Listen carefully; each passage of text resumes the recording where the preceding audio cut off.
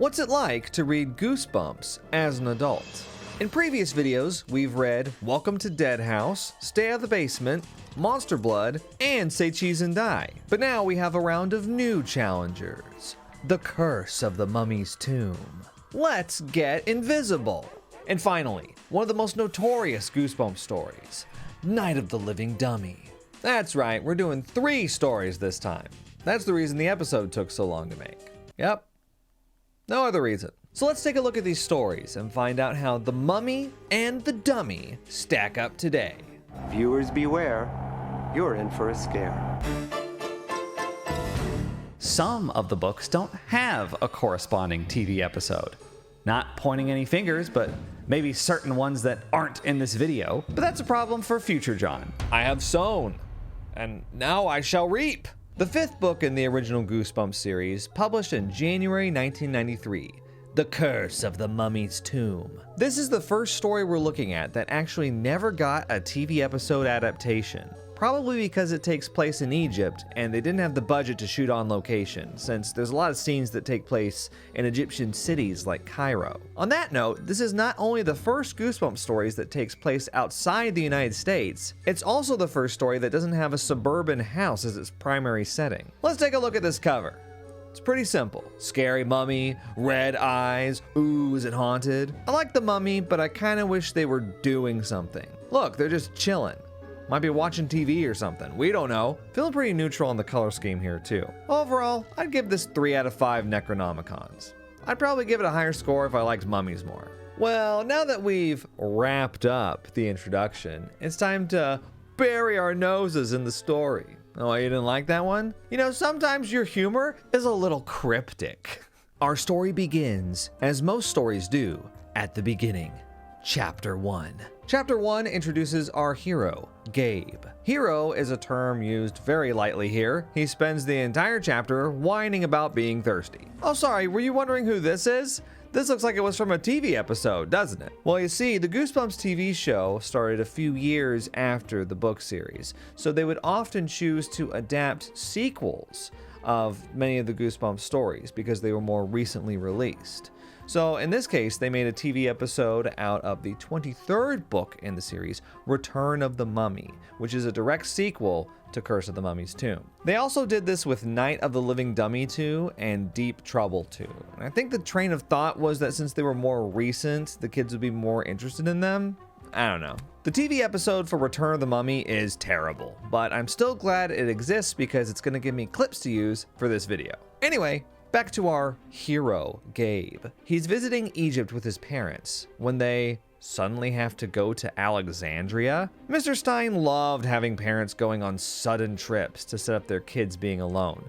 He pulled a similar setup in Monster Blood when Evan has to stay with his aunt. But in this story, the parents just kind of abandon Gabe at the hotel. The behavior of Goosebumps parents tends to verge on the irresponsible, but I think leaving your 12-year-old at a hotel in a foreign country is probably the worst parenting I've seen in the series so far. Luckily, Gabe's Uncle Ben is in town. He's an archaeologist, and his parents assure him Ben will be coming soon to pick him up. While he's waiting, Gabe plays around with a mummy hand he got at a garage sale back in America. The kid who sold it to him says it's called a summoner, and it's a magical hand that can summon evil spirits. I wonder if that's ever gonna come back up. We get a classic Goosebumps cliffhanger at the end of chapter 2. Wouldn't you know it, the mummy's already here. He's broken into Gabe's hotel room, and now he's shuffling threateningly towards our hero. Here's one of Mr. Stein's favorite lines to use. I opened my mouth to scream, but no sound came out. I'll try to point out every time he uses it in the future. Anyway, it turns out the mummy was just Uncle Ben playing a prank with toilet paper. Uncle Ben's a real prankster, which is really convenient because Mr. Stein loves having his characters prank each other in the early chapters. Uncle Ben brings his daughter Sari with him to hang out with Gabe. And well, they kind of have a rivalry. You could even say she's Gabe's nemesis. Just one quick thing about the characters from the TV episode. For some reason, they cast a 15-year-old to play Gabe and a 12-year-old to play Sari. So in the episode, there's clearly a big age gap, but in the book, they're the same age. Just wanted to make a note about that. By the way, that 15-year-old playing Gabe was also the voice of Carlos from Magic School Bus. This isn't the first time there's been a Magic School Bus Goosebumps crossover either.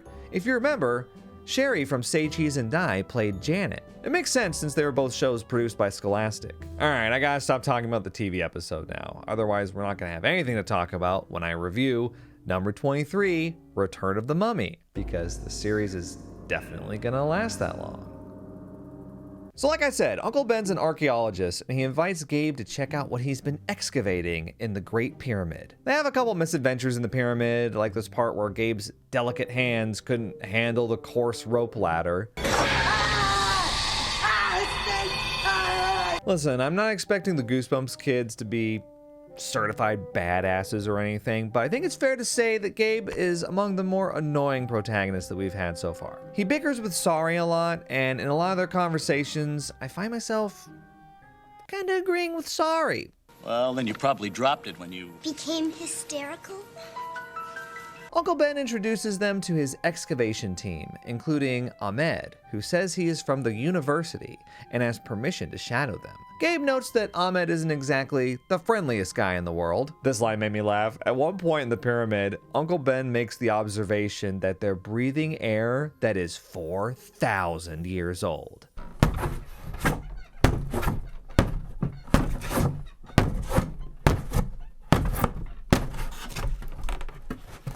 Just one small problem, Ben. The air we're breathing right now is also 4,000 years old. In fact, it's quite a bit older. 2 billion years old, in fact. Kind of embarrassing to get corrected by a YouTuber, huh, Ben? Not much else happens in the pyramid. At one point, Sorry pops out of a sarcophagus to prank Gabe. Another classic early chapter prank. They end up back at the hotel, and Uncle Ben gets a call that 2 of his workers came down with an illness. So he leaves Sorry and Gabe in the hotel room. Naturally, they don't stay there. They walk over to the museum. 2 monolingual 12-year-olds gallivanting around the streets of Cairo at night. What could go wrong? The kids turn around to see Ahmed standing menacingly behind them in the museum. They break into a run. Friendly Ahmed catches up to them and says he's confused why they ran. "Why would you run from me, children? I'm just a strange man who chased you through the museum." Ahmed says their uncle is waiting for them back at the hotel, and he was sent to get them. The kids left a note in their hotel room saying they went to the museum. But when Sorry and Gabe get in Ahmed's car, they notice he's not taking them to the hotel. He's taking them out of town. Mr. Stein has used this kind of stranger danger scenario before. In Welcome to Dead House, Mr. Dawes drives the kids to the cemetery with the same sort of malicious aura. But this one is more ominous to me because while Mr. Dawes took the kids in that story to the place that he said he would take them, in this story, the kids have a slow realization that Ahmed is not taking them where he says he's taking them. It's genuinely a pretty creepy scene.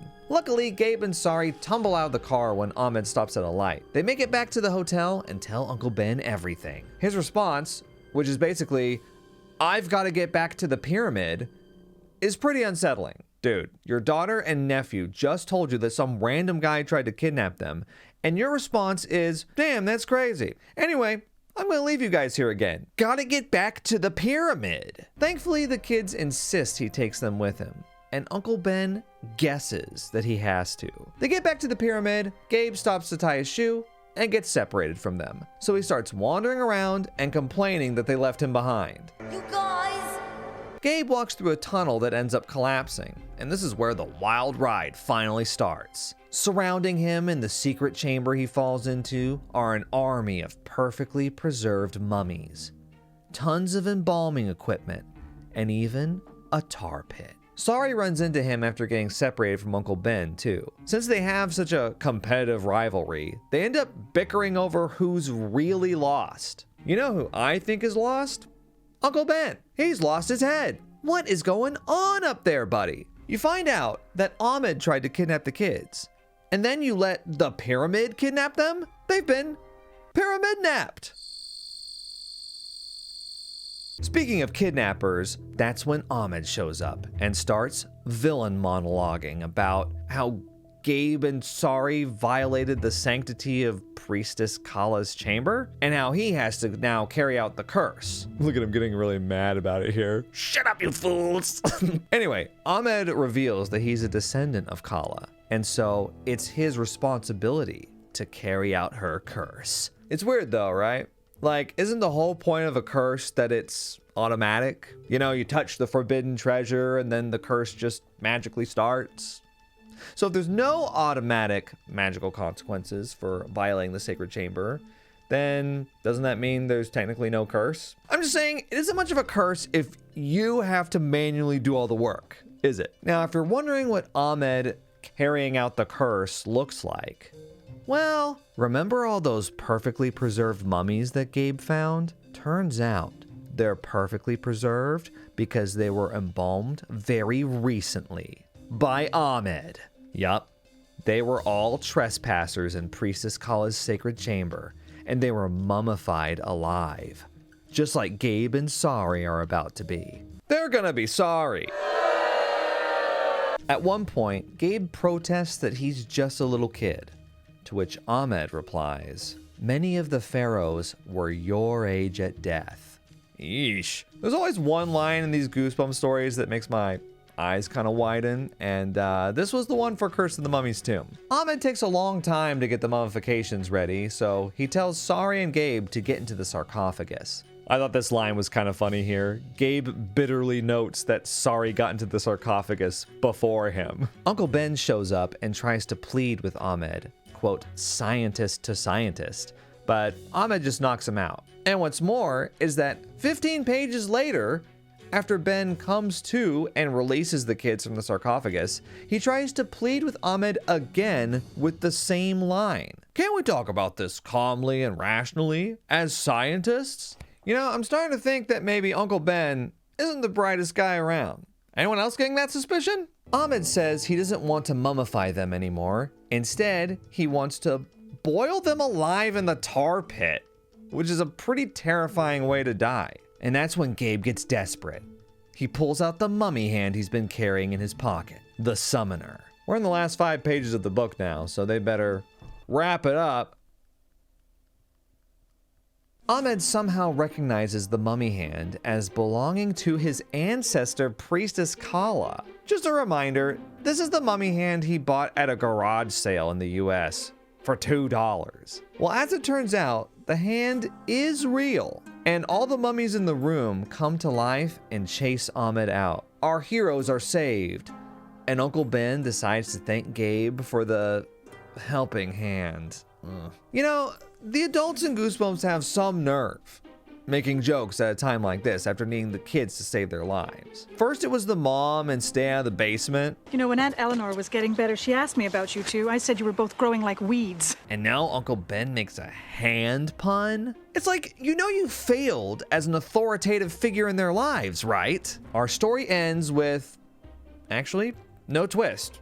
Just a happy ending. Gabe gets reunited with his parents, although not before trying to scare us one last time by claiming there were ancient bandaged fingers fumbling with the doorknob. I guess Mr. Stein tried to get one last prank in, just a few paragraphs away from the ending. So, how are we rating this one? Well, this is a tough one to rate. I think that the second half of the book is definitely A tier. Everything after Ahmed's attempted kidnapping is really good. Unfortunately, I'd say the first half of the book, which is mostly Gabe complaining and Sari egging him on, is a solid C. But let's do this the right way. For Spine Shivers, which measures how scary the story was, I'll give it a 4 out of 5.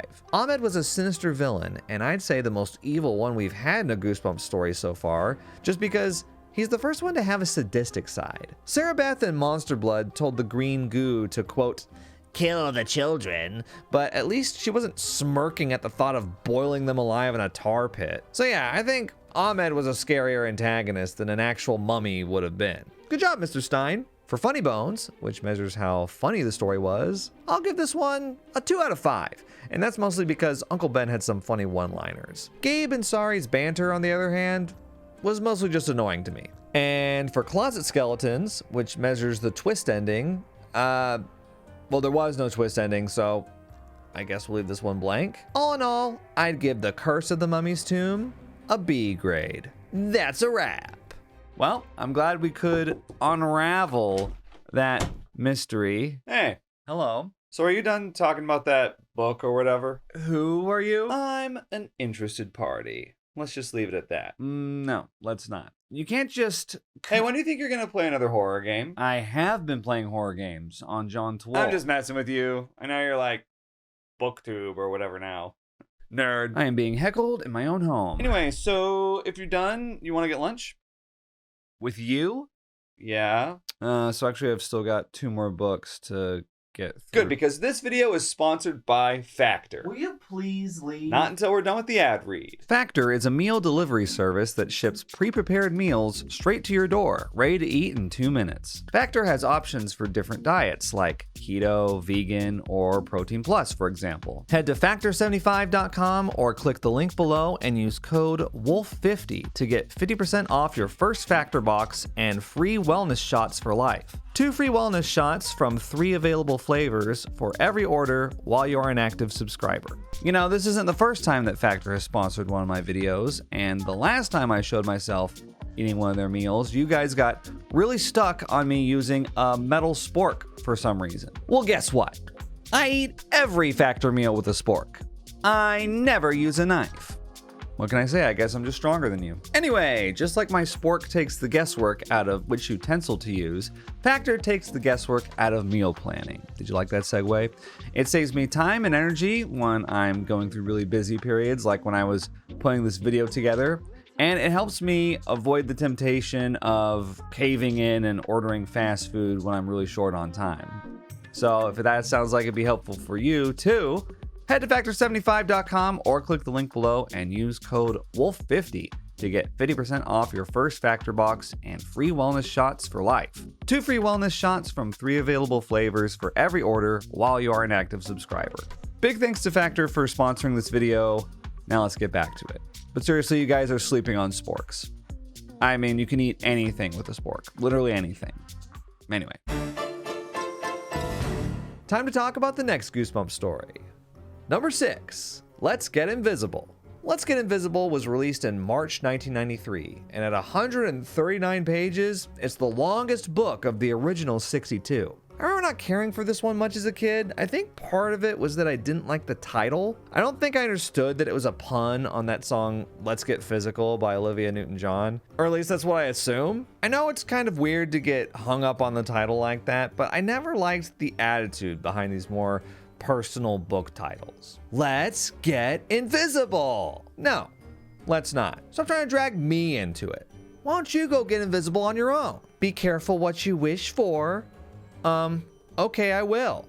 Thanks, Mom. You can't scare me. Well, what if I don't care if I do or not? You know what? You can't care me. Go eat worms. No, don't go to sleep. Well, I wasn't planning on it, but now I really want to. So yeah, Let's Get Invisible. Why don't you make like my paycheck and disappear? Let's get back to the book. It's the first Goosebumps cover that doesn't feature a scary monster. Instead, it's just this annoying kid turning invisible in front of a mirror. Interestingly, this is a cover by Goosebumps artist Tim Jacobus that was actually altered by the publisher. They added these cobwebs on the mirror that weren't in the original painting. It's kind of annoying because not only do the cobwebs not add anything, in the book, the mirror is described as spotless. Not even dust on the glass. So adding cobwebs to the mirror really makes no sense. Honestly, I'm just about ready to give this thing 1 out of 5 Necronomicons. I would give it a 2 normally, but -1 point for Cobweb Gate, okay? Thankfully, the story itself is much better than the cover. Oh yeah, and good news, there was a TV adaptation for this one. And they managed to pack all 139 pages into one single 22-minute episode, so get excited!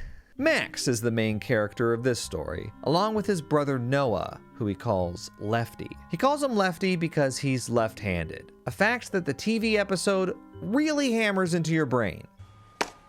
Left-handers rule. There's also Max's friends Aaron, Zach, and April, who they cut from the TV episode. It's actually for the best that they cut April from the TV episode because in the book, she offers absolutely nothing. She mostly just stands in the background and complains. I'll point out when it happens. But first, we have some classic chapter cliffhangers to get through. At the end of the very first chapter, a dark figure jumps out of a linen closet and attacks Max and his friends. Let's see if we can predict what the dark figure is. Is it A, a monster, B, something invisible, or C, Max's brother Lefty? It's Max's brother Lefty. Lefty, let go! You're not funny! The kids stumble upon a secret room in the attic. The reason they're in the attic is because Erin loves attics, and she insisted on seeing theirs. Inside the secret room, the gang finds a strange mirror. When Max pulls the chain to turn on the light, something weird happens. He disappears. Let's get invisible indeed! Max turns the light back on and reappears after his friends freak out. Before they can investigate further, Erin's mom appears to take her home. That's my mom. I gotta go. At this point, we're about 25 pages into the book. Remember April, Erin's friend that they cut from the TV episode? Would you like to hear a collection of quotes from her so far? I think it'll prove my point that she doesn't contribute much to the story. It's kind of spooky up here, but it's so dark. Erin's mom will be here any minute. Could we go now? I'm out of here. Can we go now? Can't we just leave? Be careful. It must have been the light in the mirror. Let's get out of here. It was just an optical illusion. Let's go. This is dumb. Good, I'm out of here. Yeah. Next up, my favorite scene from the TV episode, which I will present to you now, completely unedited.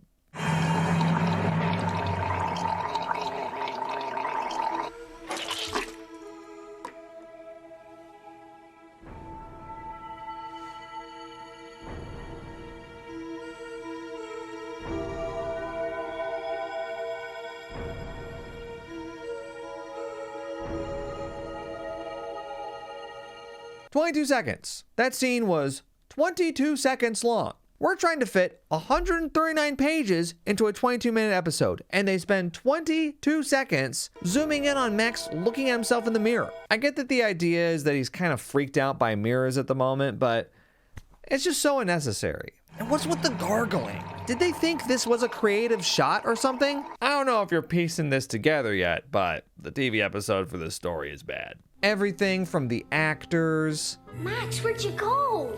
No place. I was right here. That's the most incredible thing in the entire universe. To the mirror looking completely out of place, like something out of a Doctor Who episode. To whatever this was supposed to be.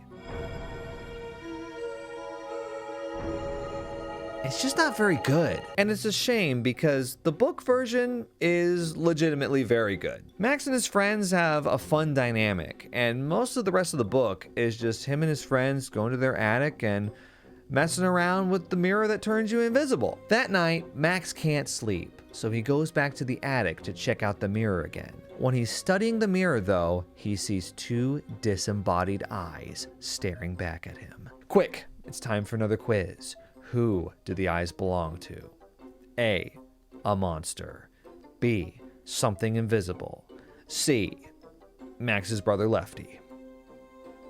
It's Max's brother Lefty. Max and his friends can be antagonistic towards each other, mostly in a fun way, but Lefty is almost exclusively an antagonistic character. He doesn't do much other than prank or insult the other characters. The insults aren't even fun. They're ones like, "You're dumb," or "You stink." Like most younger siblings, Lefty's probably just trying to get Max's attention and impress his older friends, but still, he sucks. I want to come back to this point later, but for now, just remember that Lefty's annoying. So after some more subpar sibling banter, Max and Lefty decide to turn the light off together. They both go invisible. They have a little tickle fight. They mess around for a bit, and then they decide to turn it back on. Pretty wild, huh? Really wild. Max decides to show the mirror that makes you invisible to his friend Zach, who hadn't seen it yet. Zach's afraid at first, but becomes eager to try it himself. After being invisible for 5 straight minutes, he starts to turn it into a competition.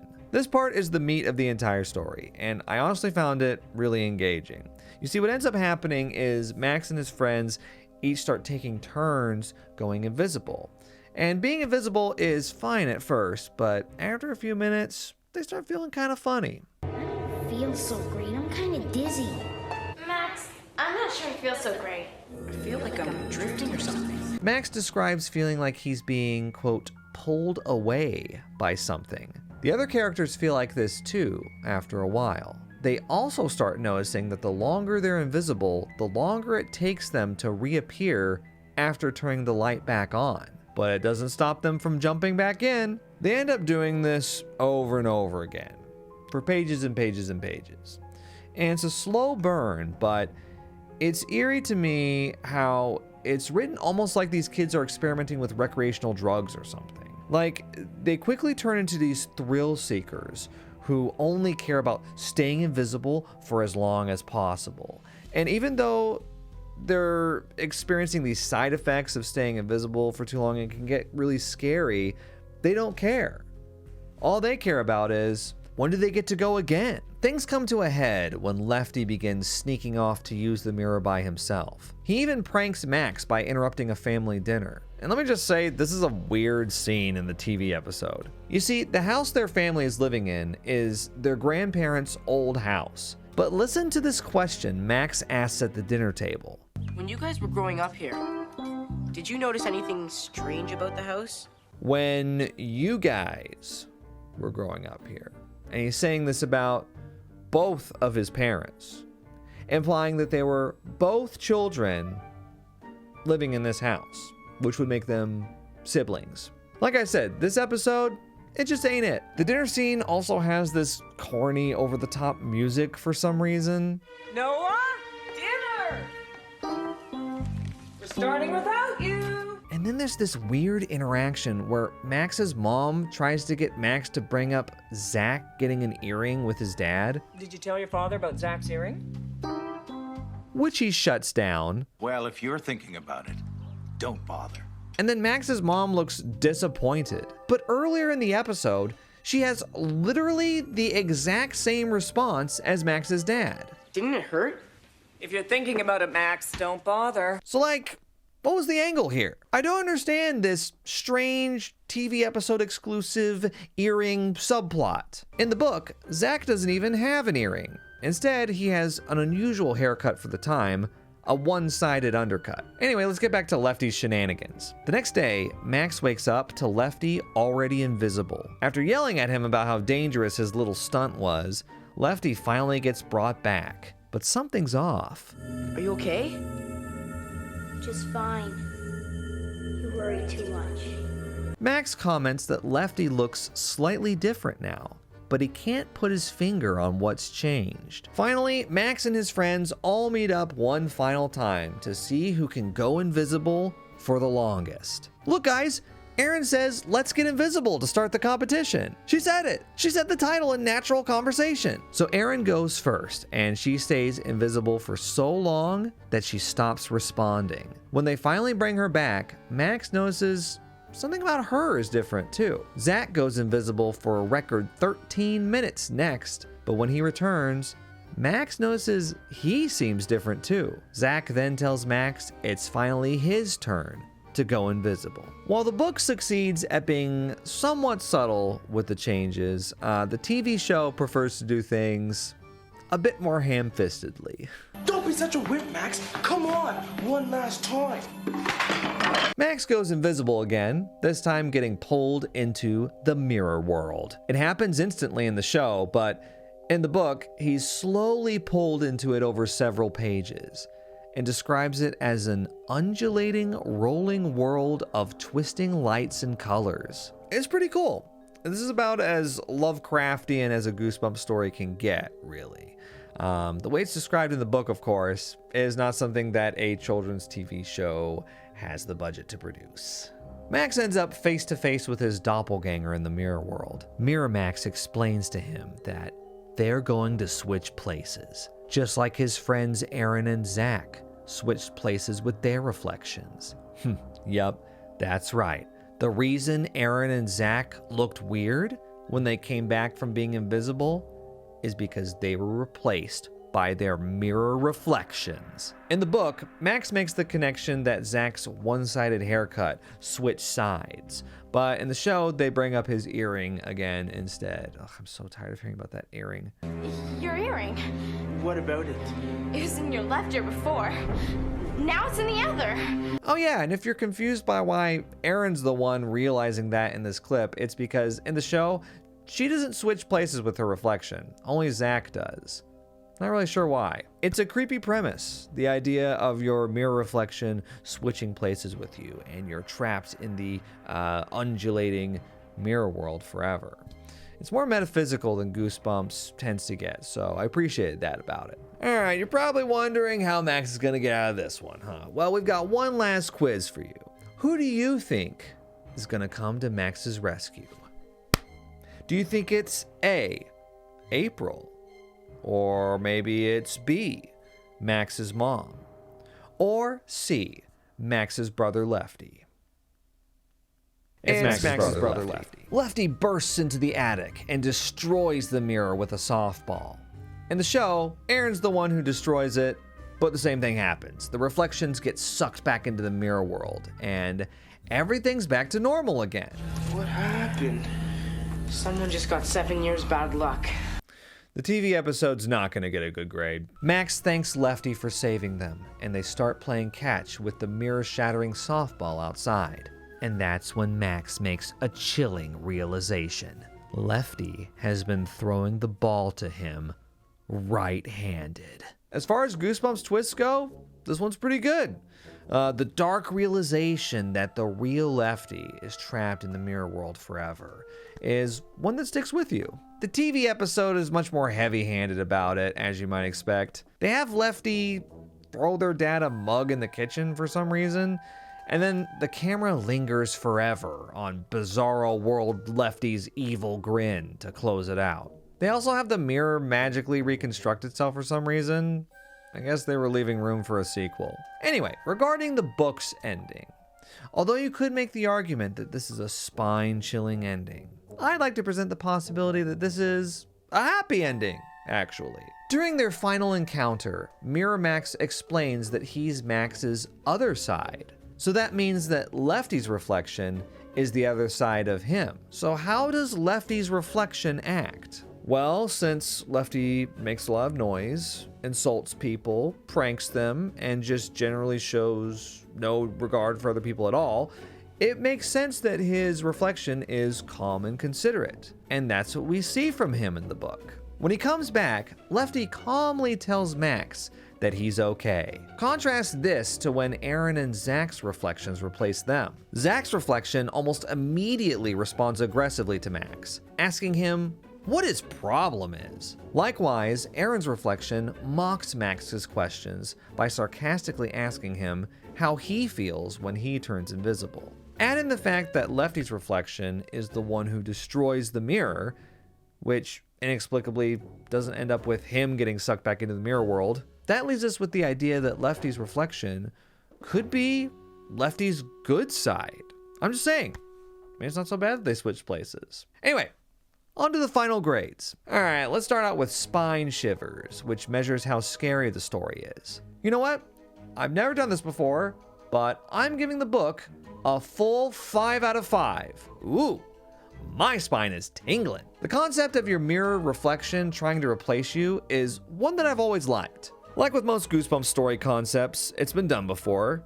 There's a Twilight Zone that arguably inspired Mr. Stein to write this book. It's called Mirror Image, and it's about a woman who runs into her doppelganger at a train station. Each of us has a twin in this other world. An identical twin. Now, I don't say this lightly, but I actually prefer the storyline in Let's Get Invisible to this Twilight Zone episode. I think what makes it work for me is the slow build of the kids in the attic trying to one-up each other. Like I said earlier, it has this dark parallel of teenagers experimenting with a dangerous recreational drug or something. And even though they experience troubling side effects, they're hooked on the thrill and want to keep pushing it. I think there's some very real parallels that we can draw with groups of young people today, even ones as seemingly innocent as young people's dependence on social media. I wonder how many teenagers today wish they could turn invisible with a flick of a light switch. Anyway, my point is, I think the story has aged really well. 5 spine shivers. The show, on the other hand, well, they tried. It's a hard one to grade because all of the creepy moments it has can just be attributed to the book. The TV episode doesn't enhance any of these moments or make them better in any way. I'll be generous and give them 2 spine shivers, but I want to make it clear that those points are both from recreating moments from the book. Now, for funny bones, which measures how funny the story is, I'll give both the book and the show a 1 in this category. The tone is consistently really serious. The TV episode attempts humor, but fails miserably at it. Hormones.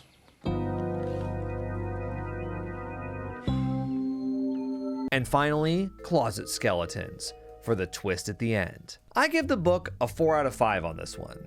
I love the dark ending of Lefty being permanently switched, and I like how it's revealed by which hand Lefty throws with. I'll give the episode a 3 for making a slightly worse version of the same twist, but I want you to know I'm feeling very begrudging right now. Final grade for the book? That's right, it's an A. We're not doing pluses or minuses, but if I had to tier list this one, I'd put it ahead of Say Cheese and Die. Best book so far. As for the TV show, it's getting a D. The acting is bad, the tone is all over the place, and every good moment it has can be attributed to the book. I really want to save my F grades for the bigger stinkers we'll get later. Let's Get Invisible? You know what? Let's. That was actually really fun. But the fun's about to stop. Boo! Jump scare. I shaved my beard. Let's talk about the book. The 7th book in the Goosebumps series, Night of the Living Dummy, was released in May 1993. The title is a play on the classic George Romero zombie film, Night of the Living Dead. Alright, now that we got the boring stuff out of the way, look, Slappy! If you're familiar with Goosebumps, you know Slappy. He's become the mascot of the franchise, from being the main antagonist in the Goosebumps feature films, to the main antagonist of the 2023 Disney Plus series, to the main antagonist of the Goosebumps fanbase. For a while, the Goosebumps franchise used this skeleton character, Curly, as their mascot.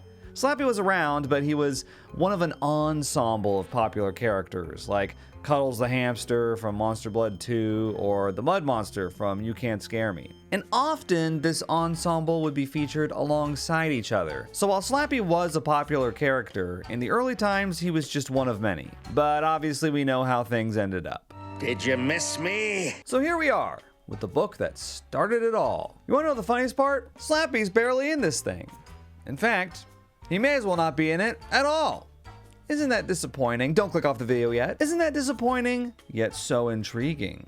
After all, if the book isn't about Slappy, then what the heck is it about? Well, we'll get into that. But first, we gotta talk about this cover. I mean, just look at it.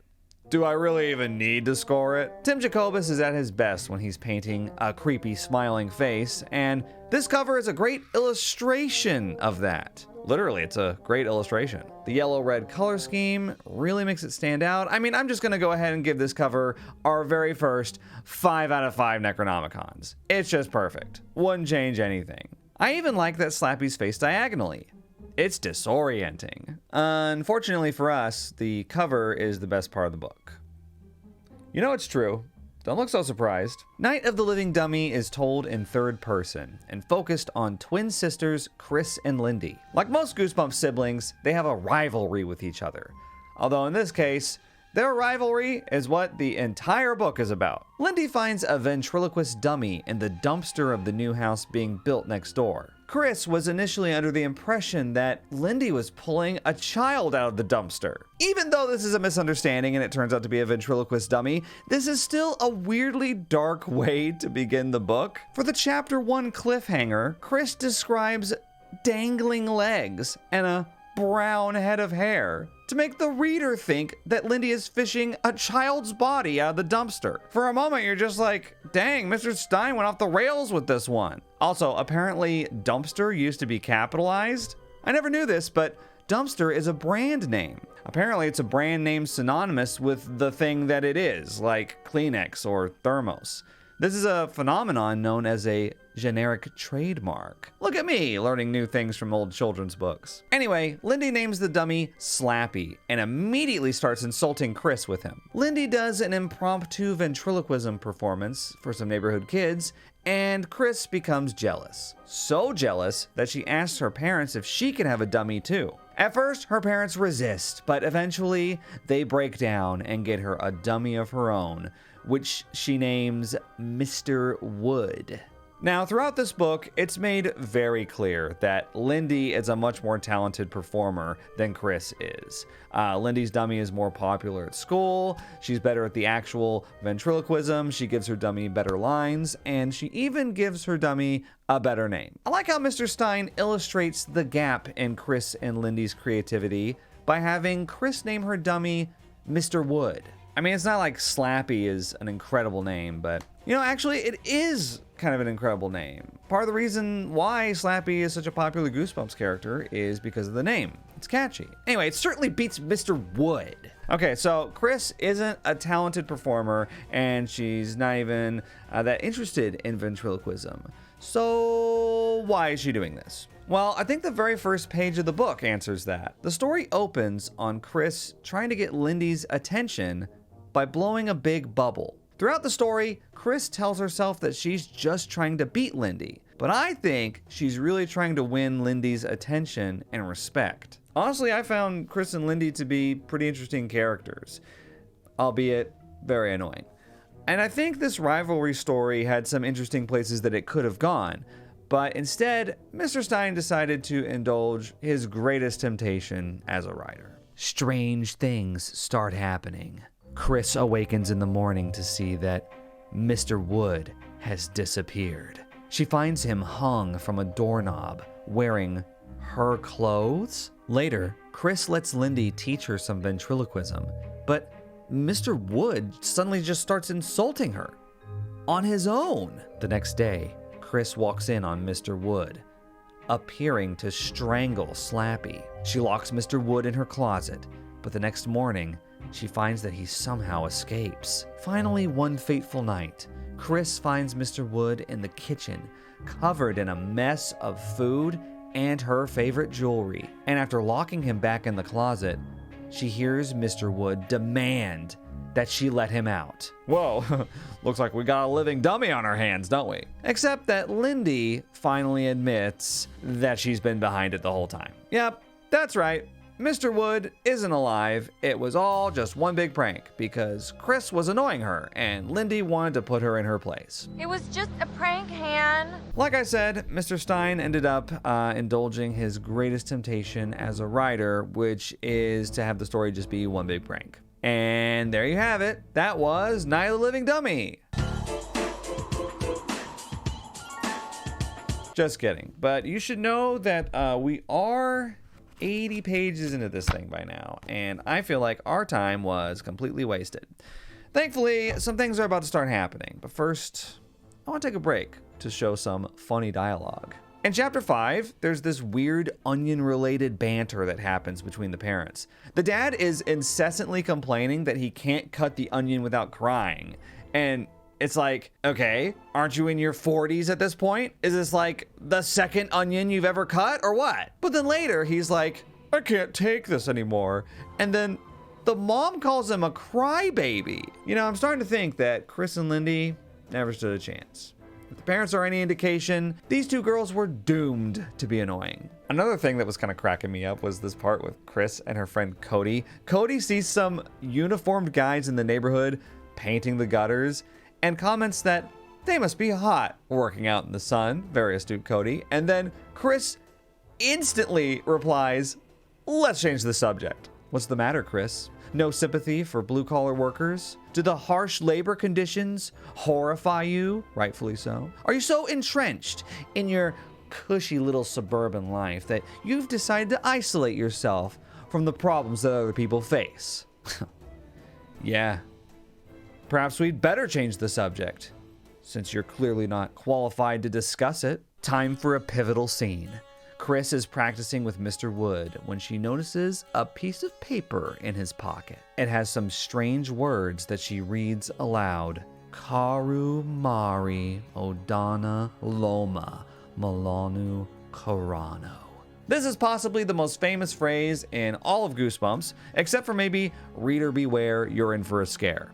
In fact, this infamous phrase is said more often in Goosebumps media than any other phrase. Karu Mary Odana. Milanu Karana. Alright, you get it. The words are important. But what do they do?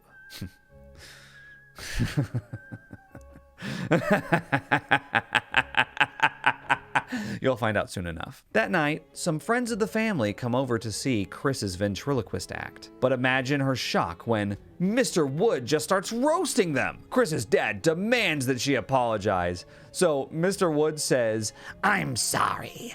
I'm sorry that you're so ugly.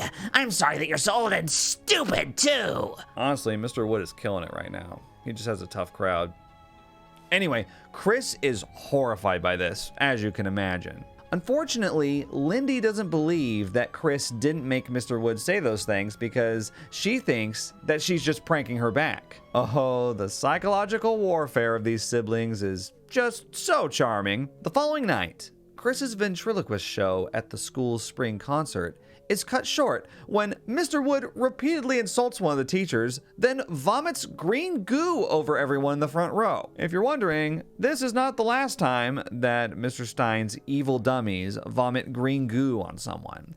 I don't know where the power comes from, it's never really explained, it's just kinda gross. Chris's dad is fed up, says he's taking Mr. Wood back to the pawn shop he got him from on Monday. In the meantime, he'll be locked in the closet. But that night, Chris awakens to see Mr. Wood walking around the room by himself.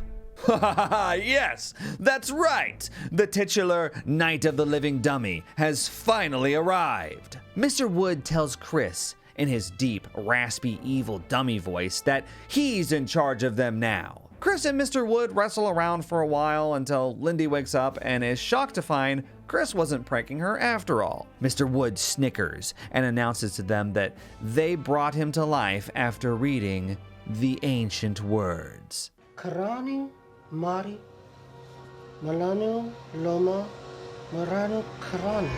Mr. Wood says that they are now his slaves and they will serve him. I'll give more of my thoughts on this whole dummy enslavement thing later because Mr. Wood sure loves to chatter about it.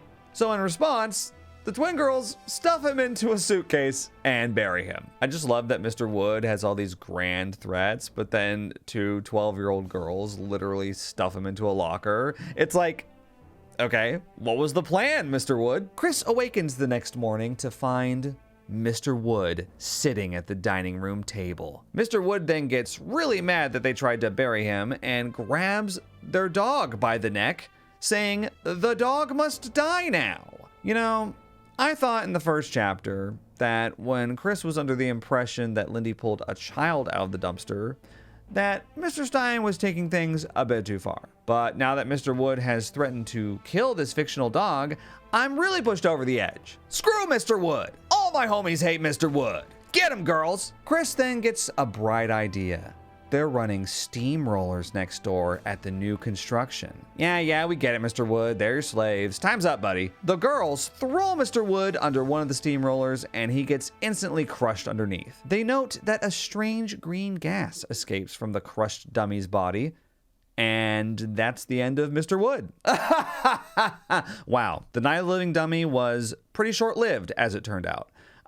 He basically came to life, insulted a bunch of people, threw up on some middle school kids, talked a lot about enslavement, and then got crushed under a steamroller. Not exactly the most impressive resume, Mr. Wood. So that brings us back to an intriguing question. This is Slappy's first appearance, the mascot of Goosebumps. And that's not Mr. Wood on the cover, by the way. That's Slappy. Look at the blurb on the back of the book. It's all about Slappy. No mention of Mr. Wood. But like I warned you, and from what you just heard, Slappy's barely in this book at all. So what gives? Well, on the very last page of the book, for the twist ending, when Chris gets back inside her house, Slappy grabs her by the arm and says, "Hey, slave, is that other guy gone? I thought he'd never leave."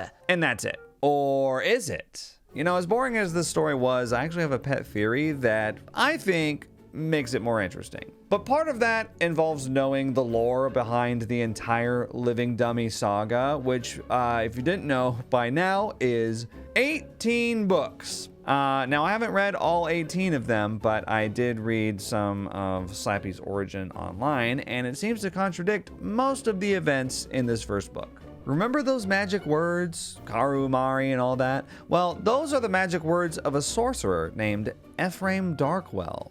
Ephraim Darkwell? Not sure on the pronunciation. I won't get into all the lore behind it, but this is a character that was just introduced in the book Slappy Beware, which was published in 2022. So this is a story literally 30 years in the making. Anyway, the important thing to know is that those ancient words that Chris found in Mr. Wood's pocket are actually words that originated from Slappy's first owner, Ephraim, over 200 years ago.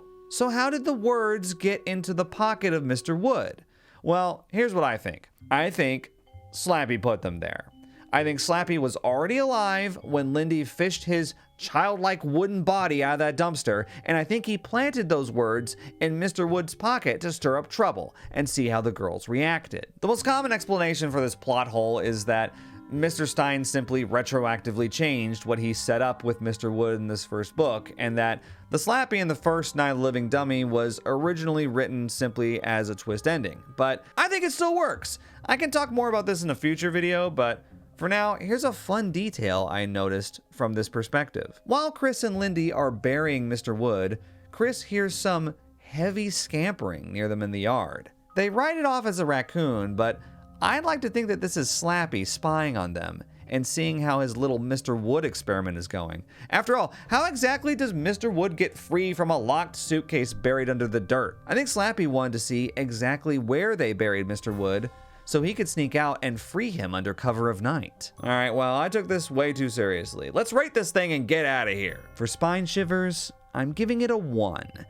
The fact that Mr. Wood was overpowered by a couple of 12-year-old girls really hurts his intimidation factor. And finding out that the first 2/3 of the book was just a prank was also pretty deflating. Like, how exactly was Mr. Wood expecting to back up all that boisterous slave talk?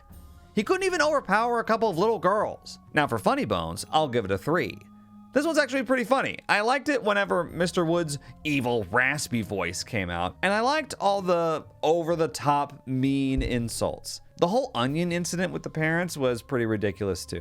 And that brings us to Closet Skeletons, and I'll give it a 1. It's like, oh, the twist is that the other dummy's alive now. Wow, really shocking. Like many other Goosebumps stories, including one we already talked about in this very video, Night of the Living Dummy is inspired by an episode of The Twilight Zone. In the episode, The Dummy, a ventriloquist struggles with managing a dummy that seems to be alive. And at the end, the dummy switches places with him and turns him into the dummy. I'm not saying Mr. Stein should have copied this exact twist. In fact, I would rather he didn't, but this is more the quality of twist that he's capable of. And instead we get, oh, the other dummy's alive. You see what I'm saying? We could have had better. Overall, and it pains me to say this, but Slappy's grand debut is wasted here. I'm giving out my first D grade. Frankly, I'm glad there was no TV adaptation for this one, because I'm sure it would have been disappointing also. Night of the Living Dummy? More like Night of the Living Boredom-y. Anyway, thanks for watching. I know this was a long wait between the last Revisiting Goosebumps video and this one. These videos just take a long time to make. There were a lot of other things that I wanted to say about Slappy and the Night of the Living Dummy series, but like for example, the 2023 Disney Plus version of the events, but I think I'll save that for another time. And on that note, I can't guarantee I'm going to make a video like this for all 62 original books, but I'll try to stay on track making a new episode every couple of months. So thank you again for watching, and I'll see you next time. How'd I do, Mr. Stein? You were a little stiff.